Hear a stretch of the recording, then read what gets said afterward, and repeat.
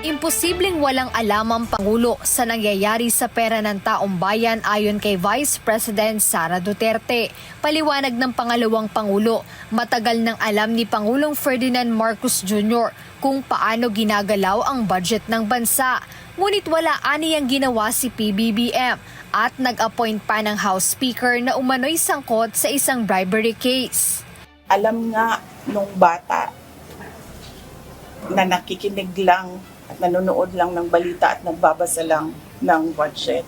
Presidente pa, hindi niya alam. Unang-una, sinabi ko na noon, nag-appoint siya, nagpumili siya ng speaker na involved sa bribery nakalagay sa isang kaso doon sa Amerika. Diba? So anong nangyari sa budget natin? Narakitiring din yung budget natin. Kaya para sa Vice Presidente, masyado ng delay ang binuo ni Pangulong Marcos Jr. na Independent Commission na layong mag-imbestiga partikular sa maanumalyang flood control projects. Aniya, kung nakinig lang sana si PBBM sa kanya noon, hindi nahahantong sa ganito kalaki ang problema.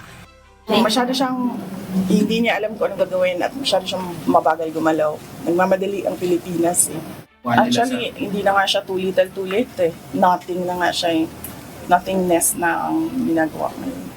Binigyang diin ni VP Duterte na dapat noon pa lang ay sinabihan na ng Pangulo ang Kamara na ayusin ang pondo ng pamahalaan at panagutin ang mga sangkot sa katiwaliang nangyayari sa mga proyekto ng gobyerno. Nandyan na yung budget, nakikita natin kung paano siya kinuha. Diba dapat nun, diretsyo mo na gawin, tanggalin mo na yung speaker mo, ayusin mo na yung, sabihan mo na yung mga kaalyado mo sa House of Representatives, ayusin niyo yung budget. Tapos panagutin mo na yung, mag-lifestyle check ka na dyan sa mga congressman at sa mga staff nila. Dami dyan, may bahay sa abroad.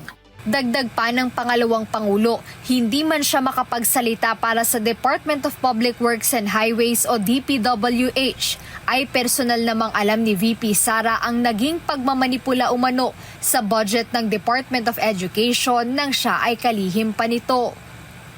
Jadne Resina, UNTV News and Rescue. Diyos ang aming sandigan, serbisyo publiko ang aming pinahahalagahan.